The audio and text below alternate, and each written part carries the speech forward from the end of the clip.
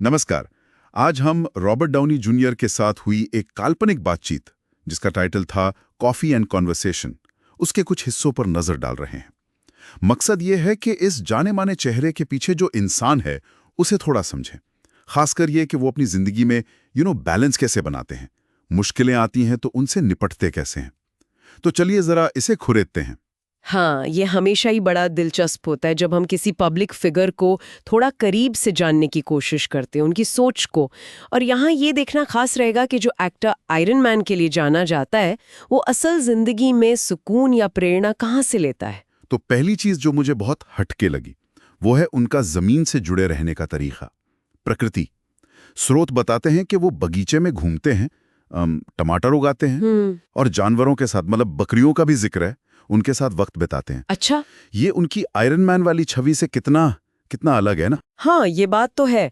मतलब ग्लैमर और टेक्नोलॉजी की दुनिया से एकदम परे, साधारण कामों में, मिट्टी से जुड़े कामों में एक सुकून ढूंढना, एक सच्चाई ढूंढना। ये जो हाई टैक सुपर हीरो वाली इमेज है, शायद ये उसका एकदम उलट है। बिल्कुल। और शायद यही चीज उन्हें बैलेंस देती है।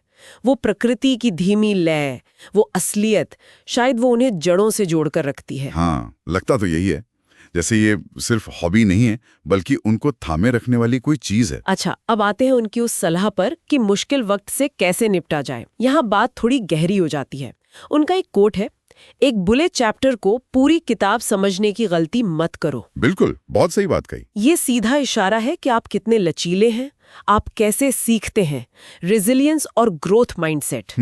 गलतियां तो होंगी ही, जरूरी ये है कि उनसे सीखकर आगे बढ़ें। हाँ। और उन्होंने ये भी कहा ना कि आप इंसान होने से कभी ग्रेजुएट नहीं होते। सही। मतलब जिंदगी तो एक लगातार सीखने का सफर है।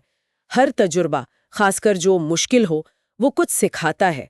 फोकस इस पर होना चाहिए कि सीखा क्या और फिर चलो आगे बढ़ो। सुनने में तो बड़ा सीधा लगता है पर असल में करना शायद मुश्किल होता होगा। होता है, बिल्कुल होता है। लेकिन नजरिया तो अच्छा है, प्रेरणा देता है। अच्छा, और आजकल उन्हें खुशी किस चीज से मिल रही है? दो चीजें मेंशन की गई थी। हाँ, पहली चीज तो उनके बच्चे। और उन्हें ये बात बड़ी अच्छी लगती है कि उनके बच्चों को इस बात से जरा भी फर्क नहीं पड़ता कि वो आयरन मैन है। हाँ, ये सही है। ये उन्हें एक असल दुनिया में रखता है जहां रिश्ते उनकी सेलिब्रिटी पहचान से ज्यादा मायने रखते हैं। और दूसरी चीज थोड़ी अजीब भी लग सकती है, सुबह सुबह एकदम ठंडे बर्फीले पानी में डुबकी लगाना। अरे वाह! कहते हैं सुबह 6 बजे उस पानी में कूदने से ज्यादा जिंदादिली महसूस ही नहीं होती। फिर वही बात आ गई, जमीन से जुड़ी हुई आपकी इंद्रियों को जगाने वाली चीजें। एक तरफ रिश्तों की गर्माहट, बच्चों का साथ, हाँ। और दूसरी तरफ वो ठंडे पानी का तेज झटका, शारीरिक एहसास। दोनों ही शायद उन्हें उस पल में पूरी तरह मौजूद होने का एहसास कराते हैं। सही। जो शायद शोहरत की दुनिया से बिल्कुल अलग है।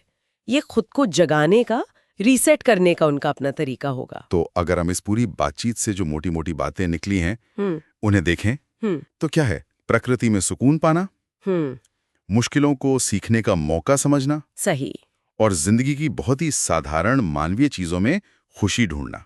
तो इन सब का हमारे लिए क्या मतलब है? इससे क्या लेकर जाएं? देखिए, मतलब ये निकलता है कि बाहरी पहचान चाहे कितनी भी बड़ी क्यों ना हो या अलग क्यों ना हो, उसके पीछे का जो इंसान है वो अपनी जड़ों को, अपनी असलियत को पकड़कर रखने के तरीके ढूंढता ही है। रॉबर्ट डाउनी जूनियर के केस में ऐसा लगता है कि वो जानबूझकर साधारण चीजों को अपना रहे हैं। हाँ। अपने उस सुपर हीरो वाली पहचान के बिल्कुल उलट। और ये एक सवाल छोड़ जाता है हम सबके लिए कि हम अपनी तेज रफ्तार, उलझी हुई जिंदगियों में संतुलन और ताजगी पाने के लिए अपने वो छोटे छोटे जमीन से जुड़े रीसेट बटन्स कैसे ढूंढ सकते हैं या कैसे पहचान सकते हैं। ये सोचने वाली बात है।